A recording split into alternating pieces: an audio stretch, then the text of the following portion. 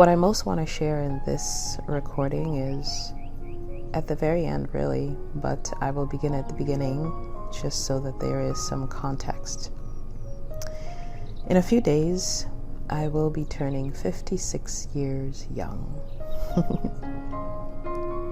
And in contemplating that, it felt like I have literally lived many different lives within this one physical form that I am in.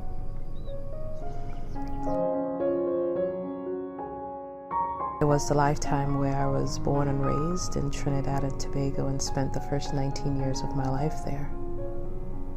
That feels foreign to me. It feels like an entirely different being, an entirely different person. Came to the United States when I was 19 years old, and a couple years later, I went back to Trinidad and married my first husband. He and I met when we were 16 and 17 years old, and we were married at 22, I believe, right around the age of 22. And even that feels like a different version of me. The version of me that was in my first marriage is an entirely different woman. I cannot even remotely feel who I was back then. It feels like I was an entirely different life, living an entirely different life. I had 2 children in my first marriage, both of whom are adults today. So that feels like an entirely different lifetime.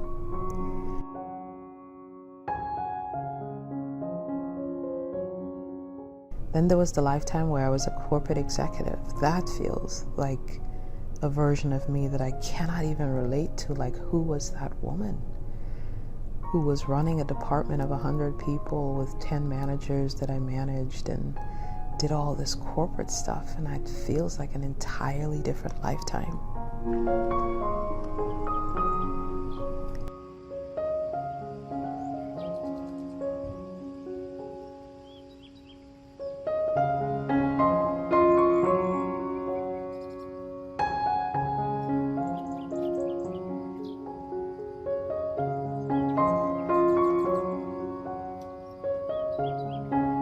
Then there was the lifetime in my second marriage with my second husband. That feels like an entirely different lifetime as well. Christian woman married to a Christian guy.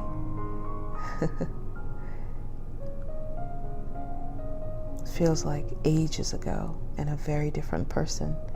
During that time, I led ministries at my church, 2 ministries, as a Christian woman. Also during that time, I was a marketing and sales coach.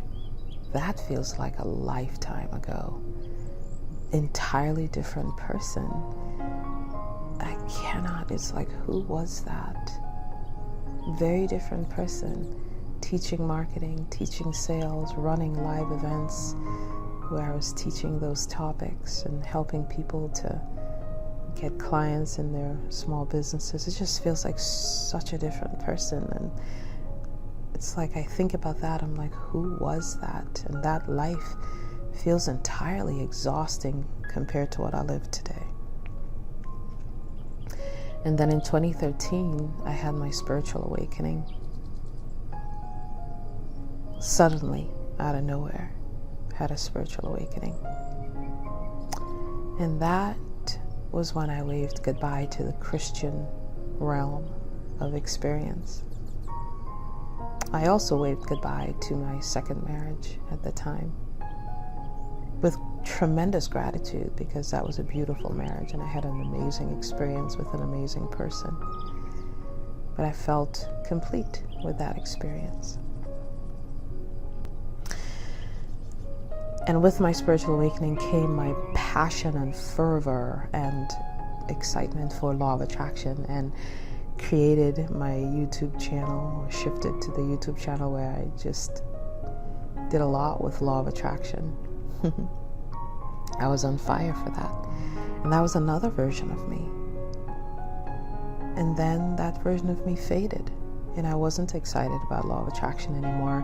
It became just a known. It's like, okay, yeah, it fell into the backdrop of my life. It's like, okay, this is just another law of this universe, and it just is. And it didn't feel like something I needed to talk about. It's just a natural part of living this human life.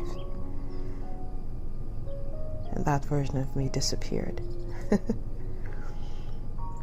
And what emerged was a passion for just deepening my spiritual awareness and spiritual awakening.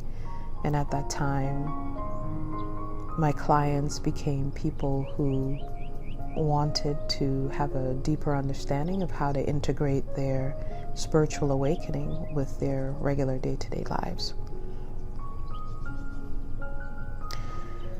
And then in the last 18 months or so, channeling emerged. That's what everybody calls it, channeling. But I believe everyone is channeling. You cannot have life force within you and not be in communication with the non-physical aspect of who you are. It's not possible. You may not be aware of it, but you're communicating with the non-physical aspect of you. But in the last 18 months, hosting channeling events and hosting private sessions with people where channeling was the focus is who I became and who I am today. Interestingly, I don't see the people that I interact with as clients at all. I feel like we're just in each other's experiences for the purpose of just greater awareness and sharing expansion experiences together. And in the last few months, I've had even more versions of me emerge, suddenly becoming an artist. And there were days after that happened where I would look at things that I created and I would think, was that really me that created that? Who is that person? And more recently, when I got into woodworking, same thing. I walked by the workbench, which was the first thing I built, and I would think, did I create that? Could I do that again? Who is this? It's happening so fast. Different versions of me is happening so unexpectedly and so quickly. And even creating videos like I am creating now was sudden, no forethought whatsoever. It was like a new version of me will knock on my door and go, hey, you want to come out and play this way? And I say yes. It's like I don't have a choice but to say yes, because I feel it in every atom of my body. Every part of me is being beckoned into a new way of being. I also feel like a more peaceful, more mellow, more serene, more chill version of me has been birthed as well. Still have my feisty side, but I'm in a more profound inner acceptance of all aspects of life, a more profound releasing of trying to figure anything out, and a deeper experience of my multidimensional self, a greater congruence with my inner being and higher self. Much of my human endeavoring for this or that has been released and replaced with this inner joy that surpasses all humanly satisfying experiences. And what I most want to share at the very end here is some of you are like me, where different versions of you are beckoning you forth.